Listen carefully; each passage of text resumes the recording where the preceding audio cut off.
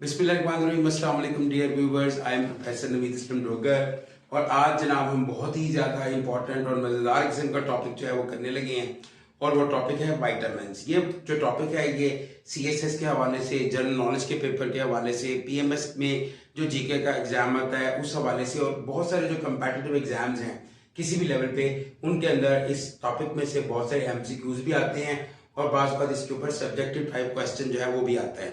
तो आज हम वाइटामिन्स को डिटेल से पढ़ेंगे और इसमें हम 4-5 चीज़ों को बहुत ही ज़्यादा इंपॉर्टेंट फोकस करेंगे उसके ऊपर कि वाइटामिन बेसिकली उसका केमिकल नेम क्या होता है, उसका सोर्स क्या है, उसकी डेफिशिएंसी से कौन कौन सी डिजीजेज हो सकती हैं और वाइटामिन क्यों इंपॉर्टेंट है। बेसिकली वाइटामिन हमारी बैलेंस डाइट का एक इंपॉर्टेंट कंपोनेंट है। बैलेंस डाइट के जो कंपोनेंट्स हैं उनमें fats, proteins, carbohydrates, minerals, water, fibres और वाइटामिन शामिल हैं। तो उसमें से वाइटामिन्स को आज हम डिटेल से पढ़ेंगे। तो लेक्चर स्टार्ट करने से पहले मेरी आपसे रिक्वेस्ट है कि अगर आप नए हैं, मेरा लेक्चर पहली दफ़ा देख रहे हैं तो आप मेरे चैनल को सब्सक्राइब कर लें और बेल आइकन को क्लिक कर दें ताकि जब भी मैं लेक्चर अपलोड करूं तो आप तक उसकी इंफॉर्मेशन जो है वो पहुंच जाए। तो अभी हम स्टार्ट करते हैं वाइटामिन्स की डेफिनेशन से। बेसिकली देखिए, जो हमारी फूड कंपोनेंट्स हैं, बैलेंस डाइट है ना, उसके अंदर दो तरह के कंपोनेंट्स होते हैं, ऑर्गेनिक और इनऑर्गेनिक। ठीक है, जो वाइटामिन हैं वो ऑर्गेनिक कंपाउंड्स या ऑर्गेनिक कंपोनेंट्स हैं। ऑर्गेनिक कंपाउंड्स या ऑर्गेनिक कंपोनेंट्स वो कंपोनेंट्स होते हैं जो हाइड्रोकार्बन्स या उनसे डिराइव किए जा रहे हों। तो सबसे पहले हम इसकी डेफिनेशन पे गौर कर लेते हैं कि vitamins are organic compounds which are continuously required by body in small amount. यानी ये ऐसे ऑर्गेनिक कंपाउंड्स हैं जिनको हमें कॉन्टिन्यूअल बेसिस पे इनटेक करना है। उसकी रीजन ये है कि ज्यादातर जो वाइटामिन हैं वो हमारी बॉडी में लॉन्ग टर्म स्टोरेज नहीं होती, उनकी वो हमारी बॉडी में स्टोर नहीं होते। अगर कुछ वाइटामिन हमारी बॉडी में स्टोर हों तो उनकी स्टोरेज जो है वो शॉर्ट टर्म होती है और जिसकी वजह से वाइटामिन की डेफिशिएंसी से हमें मुख्तलिफ तरह की बीमारियां जो है वो फेस करना पड़ती हैं जिनको हम डेफिशिएंसी डिजीजेस कहते हैं। तो ये हमने डेफिनेशन ध्यान में रखनी है। इसके बाद इंपॉर्टेंट चीज ये है कि वाइटामिन की टाइप्स कितनी होती हैं। तो अगर मैं इसको एक फ्लो चार्ट के जरिए जो है वाइटामिन की टाइप्स के बारे में बात करूं तो वाइटामिन को हम दो टाइप्स में डिवाइड करते हैं। एक है जी fat soluble vitamins. Fat soluble vitamins, देखिए जी, फैट सॉल्युबल वाइटामिन्स वो वाइटामिन्स होते हैं जो फैट्स के अंदर डिजोल्व होते हैं। अगर केमिकल नेचर के बारे से बात करें तो ये बुनियादी तौर के ऊपर नॉन पोलर कंपाउंड्स होंगे क्योंकि fats are usually non polar. तो ये फैट्स के अंदर सॉल्युबल है और हमारे पास रूल है लाइक डिजोल्व्स लाइक का। तो चूंकि ये नॉन पोलर है इसलिए फैट्स के अंदर ये डिजोल्व होते हैं। और दूसरी वाइटामिन की जो मेजर टाइप है वो है water soluble vitamin. Water soluble vitamin, ठीक है। तो अभी हम पहले इनके इस फ्लो चार्ट के जरिए इनके नाम जो है सीख लेते हैं कि फैट सॉल्युबल और वाटर सॉल्युबल वाइटामिन में कौन कौन से वाइटामिन आते हैं। तो जो फैट सॉल्युबल वाइटामिन हैं इनमें एक तो आता है विटामिन ए। विटामिन ए, ठीक है। और दूसरा जो विटामिन है वो है विटामिन डी, विटामिन डी।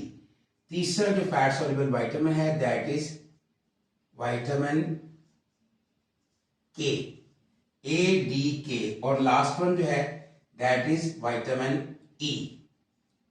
तो यहां पे इनके आपने क्लासिफिकेशन के हवाले से याद रखना है ADK और E, ये चारों वाइटामिन जो हैं these are fat soluble vitamin. आगे हम जो है इनकी डिटेल्स पढ़ेंगे, इनके केमिकल नेम, इनके सोर्सेज, इनकी इंपॉर्टेंस, इनकी डेफिशिएंसी से जो डिजीजेज होती हैं उनको हम डिटेल से ऑनवर्ड आगे पढ़ेंगे। अभी है एक हम ओवरव्यू ले रहे हैं। अच्छा, इसके बाद है जी वाटर सॉल्युबल वाइटामिन। देखिए जी, वाटर सॉल्युबल वाइटामिन में दो तरह के वाइटामिन आते हैं। एक है vitamin C, vitamin C ascorbic acid जो वाटर सॉल्युबल है और ये पोलर वाइटामिन होंगे। बेसिकली अगर आप इनकी केमिकल नेचर देखें तो ये पोलर होंगे क्योंकि पोलर कंपाउंड्स वाटर के अंदर सॉल्युबल होते हैं। वाटर भी पोलर सॉल्वेंट है तो उसके अंदर पोलर कंपाउंड सॉल्युबल होंगे। तो इसमें विटामिन सी आएगा और विटामिन बी कॉम्प्लेक्स आएगा। बेसिकली इसको हम बी कॉम्प्लेक्स इसलिए बोलते हैं क्योंकि इसके अंदर डिफरेंट तरह के इंग्रेडिएंट्स या कंपोनेंट्स होते हैं जो कि अपनी अपनी उनकी इंपॉर्टेंस होती है।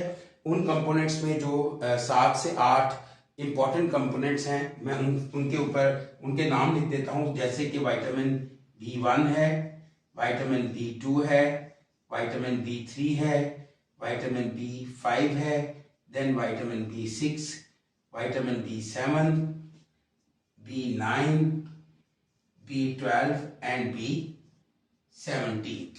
तो इन सारे विटामिन्स को हम डिटेल से डिस्कस करेंगे। तो ये मैंने आपको विटामिन्स के बारे में एक इंट्रोडक्शन दिया है। ऑनवर्ड हम water soluble, fat soluble vitamins को डिटेल से डिस्कस करने वाले हैं। जी डियर व्यूअर्स, अब हम डिस्कस करेंगे विटामिन्स के हवाले से। तो दो तरह के विटामिन्स अभी हमने पढ़े कि फैट सॉल्युबल विटामिन हो सकते हैं और वाटर सॉल्युबल विटामिन्स हो सकते हैं। तो अभी हम जो है वो वाटर सॉल्युबल विटामिन्स के हवाले से जो है वो बात करेंगे, ठीक है।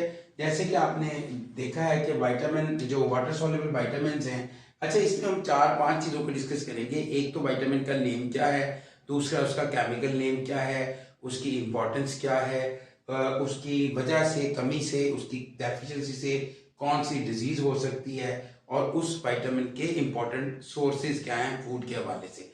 तो मैं स्टार्ट कर रहा हूं सबसे पहले विटामिन सी से। सो विटामिन सी जो है उसका जो केमिकल नेम है that is ascorbic acid, ascorbic acid.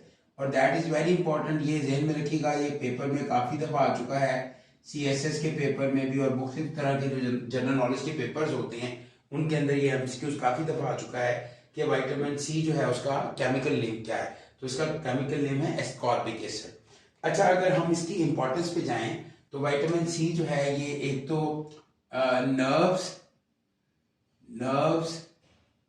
Bones, joints और लिगामेंट्स, यानी हमारी जो आसाब हैं, हमारी हड्डियां हैं, हमारे जोड़ हैं और हमारे पट्टे हैं, इनकी डेवलपमेंट के लिए बहुत ही ज्यादा इंपॉर्टेंट होता है।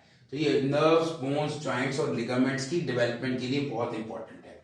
दूसरा ये इंपॉर्टेंट है healing of wounds, healing of injuries या वुंड्स, हीलिंग ऑफ इंजरीज, यानी जैसे अगर हमें कोई जख्म वगैरह लग जाता है तो इसको हील अप करने में भी विटामिन सी जो है बड़ा इंपॉर्टेंट रोल प्ले करता है।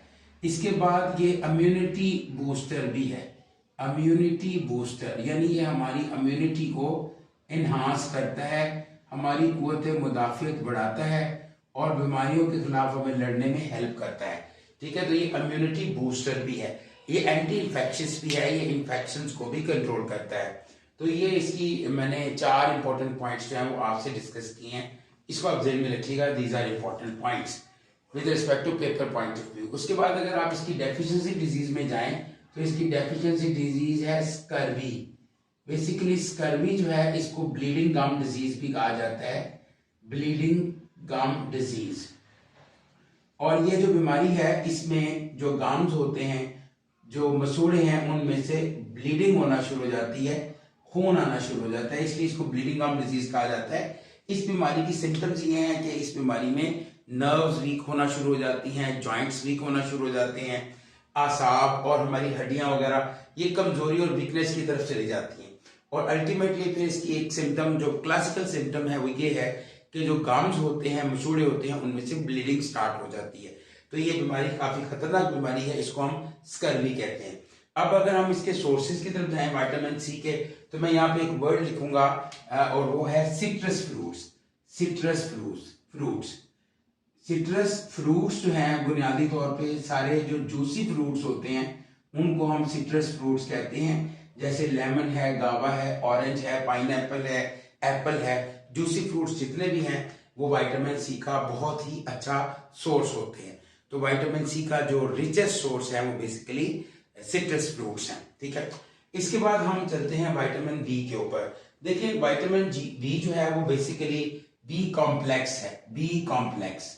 जो विटामिन बी कॉम्प्लेक्स है, आपने अभी देखा था कि विटामिन बी कॉम्प्लेक्स के अंदर कई विटामिन आ जाते हैं, इसके कई कंपोनेंट्स जो हैं वो आ जाते हैं।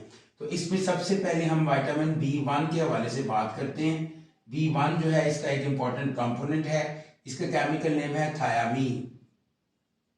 थायामीन, सो थायामीन जो है इसका केमिकल नेम है। और इसकी इंपॉर्टेंस अगर आप देखें तो vitamin B1 is very much essential for carbohydrate metabolism. जो हम बॉडी के अंदर हमारे कार्बोहाइड्रेट्स जाते हैं उनको मेटाबोलाइज करने के लिए, उनकी मेटाबॉलिज्म के लिए जो विटामिन B1 है वो इंतहाई जरूरी है, इंतहाई इंपॉर्टेंट है। तो विटामिन B1 जो है वो कार्बोहाइड्रेट मेटाबॉलिज्म में बहुत ज्यादा हेल्प करता है। और इसकी जो डेफिशिएंसी डिजीज है वो है berry berry. Berry berry berry berry is same like scurvy. देखिए बेरी बेरी जो है वो बिल्कुल स्कर्वी की तरह की बीमारी है और इसमें भी आसाब कमजोर होते हैं, वीकनेस होती है बॉडी में और गम्स में से ब्लीडिंग स्टार्ट होती है। बस इनकी जो कॉजेज है वो डिफरेंट हैं। स्कर्वी जो है वो विटामिन सी की डेफिशिएंसी से हो रही है और बेरी बेरी जो है वो विटामिन B1 की डेफिशिएंसी से हो रही है। ये सोर्सेज वाला कॉलम मैंने अभी छोड़ना है क्योंकि लास्ट में जितने भी बी के कंपोनेंट्स हैं उनके इकट्ठे सोर्सेज जो है मैं इस कॉलम के अंदर पेन डाउन करूंगा। तो क्योंकि इनके कॉमन सोर्सेज हैं वो लास्ट में हम जो है वो सोर्सेज लिखेंगे। तो अभी हम दूसरा इसका जो कंपोनेंट है उस पर बात करते हैं, वो है B2। बेसिकली जो B2 है, विटामिन B2, इसका केमिकल नेम है राइबोफ्लेवन। राइबोफ्लेवन राइबोफ्लेवन जो है वो बुनियादी तौर के ऊपर प्रोटीन मेटाबॉलिज्म में हेल्प करता है। It helps in protein metabolism. देखें ये हम जो हमारी बॉडी में प्रोटीन होगी उसको मेटाबोलाइज करने में, उसके जो रिएक्शंस बॉडी के अंदर हो रहे हैं उन रिएक्शंस को कंट्रोल करने में हेल्प करेगा। सो प्रोटीन मेटाबॉलिज्म के अंदर विटामिन B2 का बहुत ही इंपॉर्टेंट रोल है। और इसकी डेफिशिएंसी जो डिजीज है दैट इज कॉल्ड एरिबोफ्लेविनोसिस। एरिबोफ्लेविनोसिस, देखिए जो एरिबोफ्लेविनोसिस है इसका मतलब है सोर्स इन माउथ। बाज लोग होते हैं उनके मुंह के अंदर बार बार छाले बनना शुरू हो जाते हैं, तो इस बीमारी को एरिबोफ्लेविनोसिस बोलते हैं और ये बीमारी विटामिन B2 की डेफिशिएंसी से हो सकती है। इसके बाद हम बात करते हैं B3 की। बेसिकली जो विटामिन B3 है दैट इज कॉल्ड नायासिन। ये है जी नायासिन, इसका केमिकल नेम है नायासिन और बुनियादी तौर पे इसका जो काम है वो है nucleic acid metabolism. Nucleic acid metabolism, ये जनाब जो न्यूक्लिक एसिड्स होते हैं उनको बॉडी में मेटाबोलाइज करने में दैट इज वेरी इंपॉर्टेंट। ये this vitamin is involve in the metabolism of nucleic acids. तो न्यूक्लिक एसिड्स मेटाबॉलिज्म में इसका रोल है और इसकी डेफिशिएंसी से जो बीमारी होती है उसका नाम है pellagra. Pellagra pellagra is basically a skin disease. ये एक स्किन इन्फेक्शन है, इसमें स्किन में इन्फेक्शंस होना शुरू हो जाते हैं और ये प्लेग्रा की जो बीमारी है वो विटामिन B3 की डेफिशिएंसी से होती है। इसके बाद हम चलते हैं B5 के ऊपर। बी कॉम्प्लेक्स के अंदर B5 भी आता है और B5 में का जो केमिकल नेम है that is pantothenic acid. Pantothenic acid, तो ये पेंटोथेनिक एसिड है इसका केमिकल नेम और इसका जो रोल है वो बेसिकली है फैट मेटाबॉलिज्म। ये फैट को मेटाबोलाइज करने में, फैट मेटाबॉलिज्म में बहुत ही ज्यादा इंपॉर्टेंट है। फैट को मेटाबोलाइज करने में इंपॉर्टेंट रोल प्ले करता है और इसकी डेफिशिएंसी से बुनियादी तौर पे मेटाबॉलिक डिसऑर्डर्स आ सकते हैं, मेटाबॉलिक प्रॉब्लम्स जो हैं वो हो सकती हैं। जो metabolic disorders are caused by deficiency of vitamin B5। तो ये विटामिन B5 हैं। आगे मैं B6 से ऑनवर्ड B12 तक जो है वो बात करता हूं। इसको रब करते हैं और फिर हम आगे इसको कंटिन्यू करते हैं। जी डियर स्टूडेंट्स, अब आगे कंटिन्यू करते हैं। विटामिन B5 के बाद जो है वो बी कॉम्प्लेक्स में जो आता है वो विटामिन B6 आता है।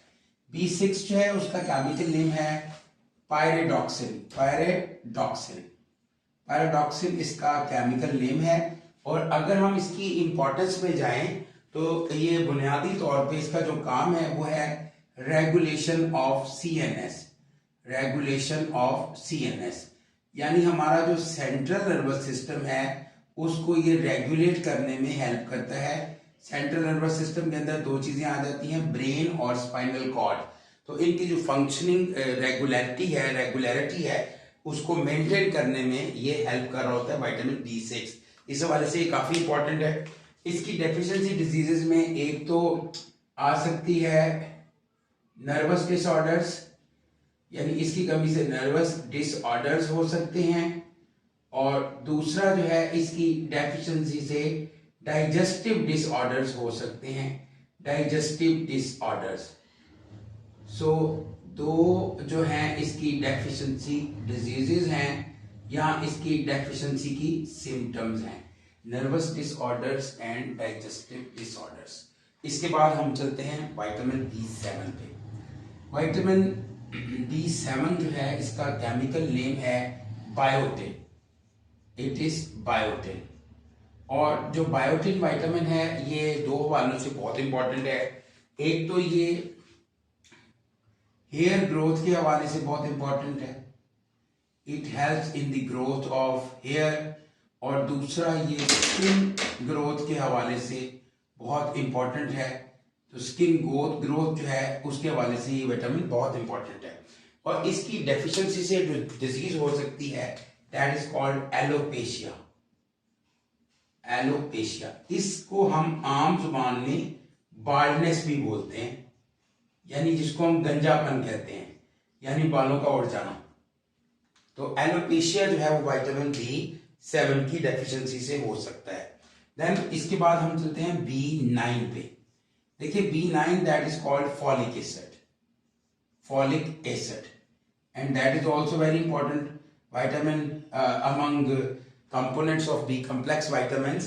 तो इसमें अगर आप देखें फॉलिक एसिड जो है, तो एक तो ये RBC फॉर्मेशन के हवाले से बहुत हेल्पफुल है, रेड ब्लड सेल फॉर्मेशन में हेल्पफुल है, और इसके अलावा it is essential for pregnant women. During pregnancy जो है खवातीन के लिए बहुत जरूरी है, क्योंकि बेबी की जो रेड ब्लड सेल्स की फॉर्मेशन है उसके हवाले से ये विटामिन जो है वो बहुत इंपॉर्टेंट है, और इसकी रिक्वायरमेंट ड्यूरिंग प्रेगनेंसी बहुत ज्यादा वाइटल हो जाती है। तो इसकी जो डेफिशिएंसी डिजीज है इसमें मेगैलोब्लास्टिक अनीमिया ये बीमारी है, ये अनीमिया ही की एक टाइप है। इसके अंदर रेड ब्लड सेल्स जो हैं उनका साइज बड़ा होना शुरू हो जाता है और उनकी तादाद कम होना शुरू हो जाती है। तो इस बीमारी को हम कहते हैं मेगैलोब्लास्टिक एनीमिया। और इसके अलावा इसकी कमी से एबनॉर्मल बर्थ्स भी हो सकती हैं, abnormal births. So abnormal births are also related to the deficiency of vitamin B9। इसके बाद जी हम पढ़ते हैं विटामिन B12। बेसिकली जो B12 है इसका केमिकल नेम है साइनोकोबालामीन, साइनोकोबालामीन, राइट। तो जो साइनोकोबालामीन विटामिन है इसके दो इंपॉर्टेंट फंक्शंस हैं, और सबसे पहले इसका फंक्शन ये है कि it helps in RBC formation, ये RBC फॉर्मेशन में हेल्प करता है, और दूसरा ये मसल एक्शंस, यानी हमारे मसल्स की फंक्शनिंग में ये काफी हेल्पफुल है, उसमें ये हेल्प करता है। और इसकी डेफिशिएंसी से अनीमिया की बीमारी हो सकती है। अनीमिया में वीकनेस होना शुरू हो जाती है, डिप्रेशन बढ़ना शुरू हो जाता है, डिजीनेस होना शुरू हो जाती है, सांस लेने में दुश्वारी होती है, और रेड ब्लड सेल्स जो है उनकी जो बॉडी के अंदर कंसंट्रेशन है वो कम होना शुरू हो जाती है। तो विटामिन B12 की डेफिशिएंसी से एनीमिया हो सकता है। अब लास्ट में जो वाटर सॉल्युबल विटामिन हम डिस्कस कर रहे हैं वो है B17। B17 विटामिन का जो केमिकल नेम है दैट इज अमिगडालिन। अमिगडालिन जो है ये इंपॉर्टेंट इस हवाले से है क्योंकि ये एक एंटीऑक्सीडेंट, एंटी कैंसर एजेंट है। It is antioxidant and anti cancer agent. ये एंटीऑक्सीडेंट भी है और एंटी कैंसर एजेंट भी है, और ये कहा जाता है कि इसकी अगर डेफिशिएंसी हो जाए तो बॉडी में कैंसर हो सकता है, यानी कैंसर सेल्स की ग्रोथ जो है वो बढ़ सकती है। तो लिहाजा इसकी डेफिशिएंसी डिजीज जो है वो कैंसर कंसीडर की जाती है कि इसकी डेफिशिएंसी से कैंसर हो सकता है। तो हमने इनकी डिजीजेस को डिस्कस किया, इंपॉर्टेंस को डिस्कस किया, केमिकल नेम को डिस्कस किया। अब हम सारे विटामिन जो बी के कंपोनेंट्स हैं उनके सोर्सेज को डिस्कस कर लेते हैं। यानी विटामिन B1 से लेकर B17 तक जो हमने पढ़े हैं, यहाँ पे जो मैं लिस्ट दूंगा ये वो फूड आइटम्स होंगी जिसमें वो सारे विटामिन जो बी के कंपोनेंट्स हैं वो इसमें शामिल होंगे। तो इसकी एक लिस्ट ध्यान में रखिएगा, जैसे कि वीट है और इसके अलावा मिल्क है और इसके अलावा मिल्क प्रोडक्ट्स जितनी भी हैं जिनको डेयरी प्रोडक्ट्स कहा जाता है, ये इसका बेहतरीन सोर्स है। ठीक है जी। और इसके अलावा मीट है, इसके अलावा एग्स हैं, देन ड्राई फ्रूट्स हैं, ड्राई फ्रूट्स इसका बहुत अच्छा सोर्स है। अनपॉलिश्ड राइस, अनपॉलिश्ड राइस जो है वो विटामिन बी कॉम्प्लेक्स का बहुत अच्छा सोर्स है। इसके अलावा मशरूम्स, मशरूम्स भी इसका अच्छा सोर्स है। और फ्रूट्स, फ्रूट्स में पर्टिकुलरली जो बेरी फ्रूट्स होते हैं वो इसका बहुत ही एक्सीलेंट सोर्स है। सो ये हमने वाटर सॉल्युबल विटामिन्स के हवाले से बात की है। नेक्स्ट हम फैट सॉल्युबल विटामिन्स के ऊपर जो है वो बात करेंगे। Dear viewers, now we will discuss about water soluble vitamins. हम वाटर सॉल्युबल विटामिन्स के हवाले से बात करेंगे, उनका कॉमन नेम क्या होता है, केमिकल नेम क्या होता है, उनकी इंपॉर्टेंस क्या है, उनके सोर्सेज क्या हैं और उन विटामिन्स की डेफिशिएंसी से कौन कौन सी डिजीजेस हो सकती हैं। तो हम डिस्कस कर रहे हैं जी fat soluble vitamin, sorry fat soluble vitamin जो है वो हम डिस्कस करने लगे हैं। तो सबसे पहले विटामिन ए जो है, विटामिन ए जो है उसका केमिकल नेम होता है रेटिनोल। रेटिनोल, ये वर्ड रेटिना से निकला है। बेसिकली जो विटामिन ए है ये बड़ा इंपॉर्टेंट है हमारी आईसाइट के लिए, तो उससे ये वर्ड कोरिलेट कर रहा है, रेटिना से ये वर्ड रेटिनोल निकला है। और अगर आप इसकी इंपॉर्टेंस को देखें तो एक तो इसकी इंपॉर्टेंस ये है कि for good eyesight, good eyesight, हमारी आईसाइट के लिए this vitamin is very much important, very much vital.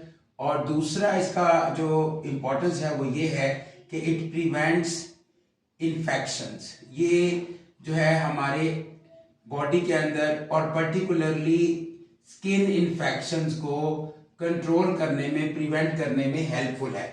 तो ये विटामिन ई के दो इंपॉर्टेंट पॉइंट्स मैंने आपको बताए हैं। विटामिन ए के दो इंपॉर्टेंट पॉइंट्स मैंने बताए हैं।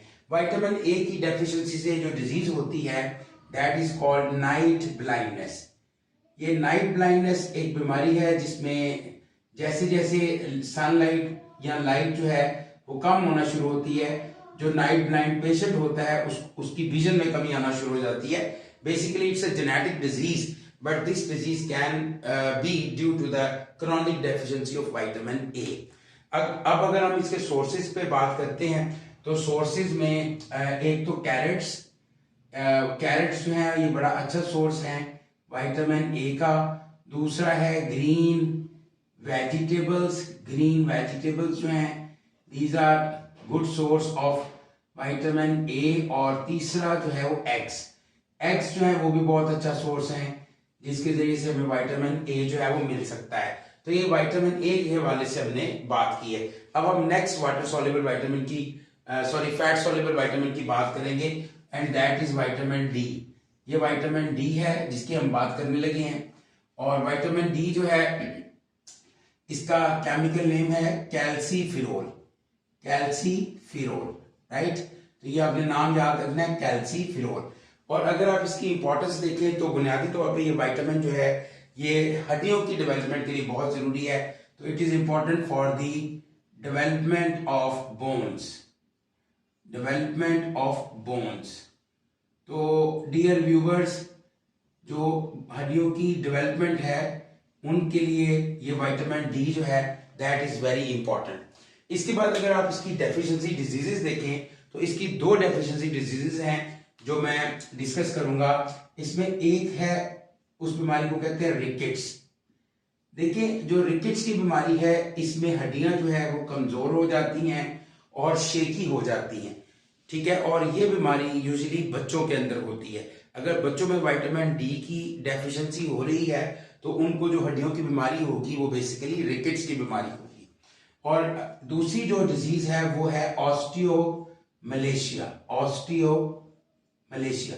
सो ऑस्टियो मलेशिया जो है डिजीज, वो बेसिकली डिजीज हड्डियों की बीमारी है। इसमें हड्डियां जो है सॉफ्ट हो जाती हैं, सॉफ्टनिंग ऑफ बोन्स, और ये बीमारी यूजुअली एडल्ट्स के अंदर, ज्यादा एज के लोगों के ऊपर अंदर, एडल्ट्स के अंदर ज्यादा यानी बड़ी उम्र के लोगों के अंदर होती है विटामिन डी की कमी से। ठीक है, तो ये दो बीमारियों के नाम जरूर आप ध्यान में रखेंगे, दीज आर वेरी इंपॉर्टेंट। इसके बाद अगर सोर्सेज में जाए तो इसके दो तरह के सोर्सेज हैं। एक तो है जी सनलाइट। देखिए सनलाइट का मतलब ये है कि बुनियादी तौर के ऊपर हमारी जो स्किन है, स्किन के में एक फैट होती है FD हाइड्रोकोलेस्ट्रॉल, तो उसमें जब यूवी रेज फॉल करती हैं तो वो विटामिन डी में कन्वर्ट हो जाती है फैट जो है।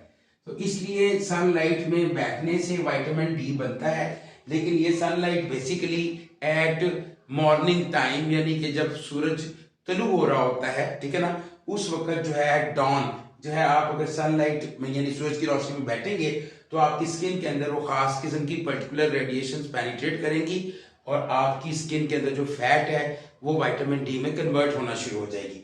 इसके अलावा अगर आप इसके फूड के वाले से सोर्सेज देखते हैं तो इसमें एग्स आ जाएंगे, इसमें फिश आ जाएगी, और इसके अंदर आ जाएगा कॉड लिवर ऑयल। कॉड भी फिश का नाम है, उसका जो लिवर ऑयल है उसके अंदर विटामिन डी जो है वो काफी ज्यादा मौजूद होता है। तो ये इसके बेहतरीन सोर्सेज हैं विटामिन डी के। अब हम बात करते हैं तीसरे विटामिन की, जो कि फैट सॉल्युबल विटामिन है, वो है विटामिन के। बेसिकली विटामिन के जो है इसका नाम है मेनाडाइन। मेनाडाइन ये ऑर्गेनिक कंपाउंड्स के अंदर, ठीक है, एक फैमिली होती है क्विनोलाइन फैमिली। क्विनोलाइन फैमिली का ये बेसिकली मेंबर है और मेनाडाइन इसका केमिकल नेम है। और इसका जो बेसिक जो इसकी इंपॉर्टेंस है वो ये है कि it helps in blood clotting. बुनियादी तौर पे ये विटामिन के जो है ये ब्लड क्लॉटिंग में हेल्प करता है, ब्लड को थिकन करने में हेल्प करता है और क्लॉट बनाने में हेल्प करता है। तो अगर हम इसकी थोड़ी डिटेल्स में जाएं तो बुनियादी तौर पे एक एंजाइम होता है प्रोथ्रोम्बिन। तो विटामिन के जो है वो प्रोथ्रोम्बिन एंजाइम की फॉर्मेशन में हेल्प करता है और प्रोथ्रोम्बिन एंजाइम जो है वो ब्लड क्लॉटिंग में हेल्प करता है। तो you can say that indirectly vitamin K is very important with respect to clotting of blood. इसकी अगर क्रॉनिक डेफिशिएंसी हो जाए तो एक बीमारी होती है, दैट इज हीमोफीलिया। हीमोफीलिया, अच्छा, you must keep this thing in your mind कि जो हीमोफीलिया की बीमारी है वो बुनियादी तौर पे एक जेनेटिक डिजीज है, लेकिन विटामिन के की शदीद डेफिशिएंसी की सूरत में ये बीमारी हो सकती है। अगर ये बीमारी जेनेटिक होगी तो ये क्योरेबल नहीं है, लेकिन अगर विटामिन के की डेफिशिएंसी से होगी तो ये क्योरेबल है। इसके अलावा क्लॉटिंग रिलेटेड डिजीजेस जो है वो हो सकती हैं। ब्लड की थिकनेस के हवाले से जो बीमारियां हैं वो विटामिन के की डेफिशिएंसी से हो सकती हैं। विटामिन के के सोर्सेज में जाएं तो इसके सोर्सेज में एग्स हैं, इसके अलावा स्पिनिच है जिसको पालक बोलते हैं हम उर्दू में, और इसके अलावा टर्निप है, टर्निप और tomatoes. So these are the important sources of vitamin K. तो ये हमने विटामिन के जो है फैट सॉल्युबल विटामिन पढ़ा है। इसके बाद जो लास्ट फैट सॉल्युबल विटामिन है दैट इज विटामिन ई। जो विटामिन ई है दैट इज वेरी इंपॉर्टेंट, क्योंकि ये वो विटामिन है जो बहुत ज्यादा अमाउंट में बॉडी में रिक्वायर्ड है डेली बेसिस पे। तकरीबन इसके 30 मिलीग्राम डेली जो है वो रिक्वायर्ड होते हैं, यानी एक तंदुरुस्त बंदे को 30 milligram daily vitamin E intake करना चाहिए। बाकी जो हमने विटामिन पढ़े हैं ए, डी और के, इसके बहुत ही कम अमाउंट जो है लेस देन 1 मिलीग्राम जो है वो रिक्वायर्ड होती है डेली बेसिस पे, लेकिन विटामिन ई जो है इसके 30 मिलीग्राम जो है वो डेली रिक्वायर्ड होते हैं। और विटामिन ई जो है उसका नाम है टोकोफिरोल। टोकोफिरोल, टोकोफिरोल इसका केमिकल नेम है। और बुनियादी तौर पे अगर आप इसकी इंपॉर्टेंस में जाएं तो इसकी काफी ज्यादा इंपॉर्टेंस है। जो कुछ इंपॉर्टेंट पॉइंट्स इससे कोरिलेट करते हैं वो मैं आपसे डिस्कस कर रहा हूं। ये एक एंटीऑक्सीडेंट है, यानी विटामिन ई जो है ये एंटीऑक्सीडेंट के तौर पे काम करता है। और जो एंटीऑक्सीडेंट्स होते हैं ये ऐसे केमिकल्स होते हैं नेचुरल प्रोडक्ट्स भी हो सकती हैं, मैन्युफैक्चर्ड भी हो सकते हैं, लेकिन ये ऐसे केमिकल प्रोडक्ट्स हैं जो कि सेल डैमेज को प्रिवेंट करते हैं, कैंसर को प्रिवेंट करते हैं, इन्फेक्शंस को प्रिवेंट करते हैं, ब्लड के अंदर फ्री रेडिकल्स को रिमूव करने में हेल्प कर रहे होते हैं। तो ये एंटीऑक्सीडेंट के तौर पे इसकी एक इम्पॉर्टेंस है। इसके अलावा ये एंटी कैंसर भी है, क्योंकि जो भी कंपाउंड एंटीऑक्सीडेंट होता है वो एंटी कैंसर भी होता है। इसके अलावा ये एंटी इन्फेक्शियस भी है, एंटी इन्फेक्शियस यानी ये इन्फेक्शंस को प्रिवेंट करता है। इसके अलावा ये एंटी एजिंग भी है, एंटी एजिंग यानी ये जो एजिंग का फिनोमिना है, जो स्किन के ऊपर रिंकल्स वगैरह बनते हैं, इनको भी प्रिवेंट करने में हेल्प करता है। और इसके अलावा इट इज ब्लड प्योरीफायर, ये ब्लड को प्योरीफाई करने में भी हेल्प करता है, ये ब्लड को प्योरीफाई करता है और इम्यूनिटी को बूस्ट करता है, इम्यूनिटी बूस्टर। सो इसकी एक और इंपॉर्टेंस है कि ये इम्यूनिटी को बूस्ट अप करेगा, ह्यूमन बॉडी की इम्यूनिटी को बढ़ाएगा। तो ये इसकी जो इंपॉर्टेंट पॉइंट्स हैं मैंने आपसे डिस्कस किए हैं। जब हम इनकी डिजीजेस की तरफ जाते हैं तो इससे रेलिवेंट दो डिजीजेस हैं। एक जो डिजीज है उसको हम कहते हैं हीमोलाइटिक अनीमिया, हीमोलाइटिक अनीमिया। देखिए हीमोलाइटिक अनीमिया ऐसी बीमारी है जिसमें रेड ब्लड सेल्स जो है वो डैमेज होना शुरू हो जाते हैं, डिक्रीज होना शुरू हो जाते हैं और एचबी लेवल और जो आरबीसी लेवल है वो ड्रॉप करना शुरू हो जाता है। तो ये हीमोलाइटिक एनीमिया जो है ये विटामिन ई की डेफिशिएंसी से हो सकता है। और दूसरा इससे जो रिलेट करती है बीमारी that is sterility. Sterility basically होती है जिसको हम सेक्सुअल इम्पोटेंसी बोलते हैं, ठीक है ना, तो इनफर्टिलिटी बोलते हैं। ये मेल और फीमेल दोनों में हो सकती है और ये विटामिन ई की डेफिशिएंसी से ये बीमारी भी हो सकती है। तो ये हमने विटामिन ई की रेलिवेंट जो उसकी डेफिशिएंसी से डिजीजेस हो सकती हैं वो हमने डिस्कस किए हैं। अब हम इनके सोर्सेज पे जाते हैं। तो इसके सोर्सेज में ड्राई फ्रूट्स आ जाते हैं। ड्राई फ्रूट्स के अंदर जो है वो विटामिन ई जो है बहुत ज्यादा होता है, एग्स में होता है। इसके अलावा जो है वो वेजिटेबल्स में होता है, बहुत सारी जो वेजिटेबल्स हैं उनके अंदर विटामिन ई है। एलोवेरा, एलोवेरा एक्सट्रैक्ट जो है ये इसका एक बहुत ही अच्छा रिचेस्ट सोर्स है विटामिन ई का, ठीक है। तो ये मैंने इसके इंपॉर्टेंट सोर्सेज जो हैं इनके ऊपर डिस्कस की है। So this is all about vitamins. ये हमने विटामिन्स के ऊपर बात की। हमने जो है इससे पहले वाटर सॉल्युबल विटामिन्स को डिस्कस किया, हमने इससे पहले जो है वो विटामिन्स को डिस्कस किया। So all this lecture is very important. ये इसलिए बहुत ज्यादा इंपॉर्टेंट है कि इस पे बहुत सारे एमसीक्यूज मुख्तलिफ एग्जाम्स के अंदर पूछे जा सकते हैं, सब्जेक्टिव क्वेश्चंस किए जा सकते हैं और इसके सोर्सेज के ऊपर डिस्कशन हो सकती है। So from paper point of view this topic is the most important topic. आप कोई भी पेपर दे रहे हो, कोई भी कंपेटिटिव एग्जाम, सीएसएस हो, पीएमएस का जीके का एग्जाम हो, वन पेपर एग्जाम हो, ठीक है, या कोई भी और कंपेटिटिव एग्जाम हो, तो यूजुअली विटामिन्स के ऊपर जो है वो एमसीक्यूज या क्वेश्चंस जो है वो जरूर पूछे जाते हैं। तो this lecture is very important. Thank you very much. Allah Hafiz.